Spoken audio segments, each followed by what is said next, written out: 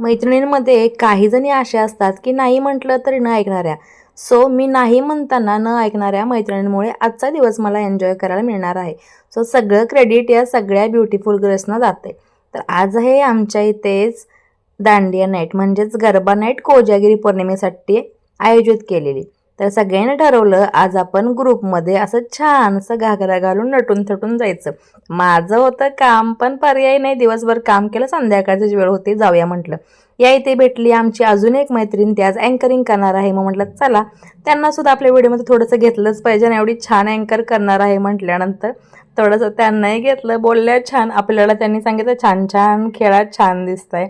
हळूहळू सगळ्याजणी जमल्या. त्यानंतर झाले खेळ सुरू, दांडिया गरबा.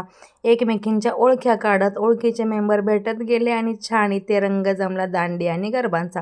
अधूनमधून दांड्या खेळायचो, अधूनमधून गरबा खेळायचो. जो ग्रुप मिळेल तिथे आम्ही जॉईन व्हायचो. आता पहिला ग्रुप मिळाला तो दांडियांचा. दांड्या थोड्याशा स्लो होत्या. दांड्या खेळून झाल्यानंतर मग आमचा मोर्चा वळला गरब्याकडे. कारण मला दोन्हीही खेळायला आवडतं. जास्त करून गरबा खेळण्यात जास्त मजा येते, कारण आपण पाहिजे तसं आपण फ्री स्टाईलमध्ये हालचाल करू शकतो. सो इथे बघा ही दांडिया खेळत आहे आणि बाकीच्या मैत्रिणी पुन्हा बोलवायला लागल्या म्हणून त्यांच्या ग्रुपमध्ये पुन्हा जॉईन झाले. कधी आतल्या साईडला सर्कलमध्ये, कधी बाहेरच्या साईडला सर्कलमध्ये, असं करता करता घाम्या घुम झाले होते नाचून नाचून. कारण ह्या आवाजामध्ये आणि ह्या दांडिया गरबाच्या सगळ्या गाण्यांच्या तालावरती थिरकताना कळतच नाही की आपण किती वेळ झाला नाचतोय. तर छान वाटलं. आता राऊंड चालला आहे गरब्यांचा. मग गरबा वगैरे खेळून झालं.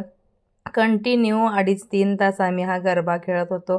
पण छान वाटलं. आपलं नेहमीचंच काम असतं, काम काम काम केलं की आपल्या आयुष्यातला इतका सुंदर क्षण जगायचा राहून गेला असताना माझंही.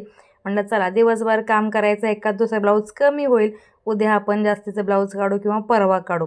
कारण सणवार परत परत येत नाही, तो वर्षभर वाट बघायला लागेल पुन्हा दांडियाची. त्यानंतर झाले संगीत खुर्चीचे खेळ सुरू.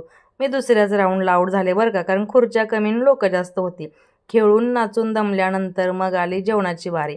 पोटपूजा चालू आहे तोपर्यंत कोणीतरी आपल्याकडे वारंवार पाहतंय असं मला वाटलं. म्हणलं चला पुन्हा त्यांच्याकडे कॅमेरा फिरवला. कोण आहेत तुम्हाला दाखवते बघा. आपल्याला तिथे कोण भेटलेत. आपल्या इथं युवा आलेत बघा. मी जेवली आहे. मावशी आले. सुनीता फोटो व्हिडिओ बघता आपले कसे वाटतात. यांची दाद एवढ्या गर्दीमध्ये यांची दाद मिळणं म्हणजे लई मोठी गोष्ट आहे ना. Thank you so much. थँक्यू. खेळून झाल्यानंतर लहान मुलांना गिफ्ट होते, त्यानंतर मोठ्यांचे नंबर होते. मुलं खूप खुश आहेत सगळ्यांना गिफ्ट मिळाले म्हणून. आणि त्यातच आमच्या एका मेंबरचं नाव अनाउन्समेंट झालं. मस्त हिला साडी मिळालेली आहे पैठणी. ब्लॉग आवडला असेल तर लाईक, शेअर आणि सबस्क्राईब.